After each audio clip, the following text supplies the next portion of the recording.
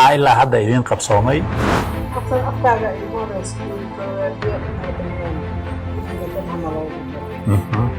way jiraan gudiyada lagu daro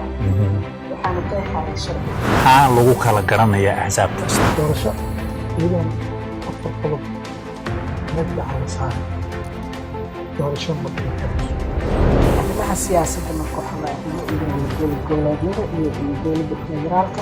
iyo ummadda Soomaaliyeed oo dhan ay u taal waxaad leedahay doorashada kama qayb galayso Somaliland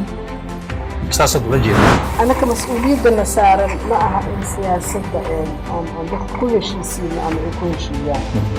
aniga waxaan muwaadiniin Soomaaliyeed oo la soo xulay inay doorasho diyaariyaan si dastuurkan loo afti loogu qaado u noqdo dastuur haddii ka baxo waa in uu horta la keenaa dastuurka waa wax waa la samayn karaa doorasho in la sameeyo laakiin xataa doorashadaas oo iska jacburka in la sameeyo oo qofka sameyn la yiraahdo iyadana caqabad kale hortaagan waxaa waaye maamul goboleedka iyo federaalka heshiiska dadkii Soomaaliyeed oo 4.5 ku buuxa oo dad badan ay u arkaan inayba tahayba wax wanaagsan sidee baad is leedahay way u suurtagelaydaa inay dhaqso axsaabtan la qabsadaan waddankan dadka ku hostage uma ahaan karo boqortooyo kama shaqeyso hadda waxa anaka nacaysa haddii sidaan hadda loo fadhiyo aan u fadhino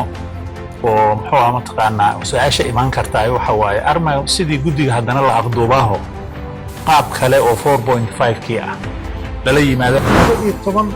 representative u noqon karaan 275 u baahan yihiin barnaamijka ogaal oo dhammaystiran ka daawo goobjoog TV habeenka khamiista oo ay jimca soo galayso saacadduna ay tahay 9 fiidnimo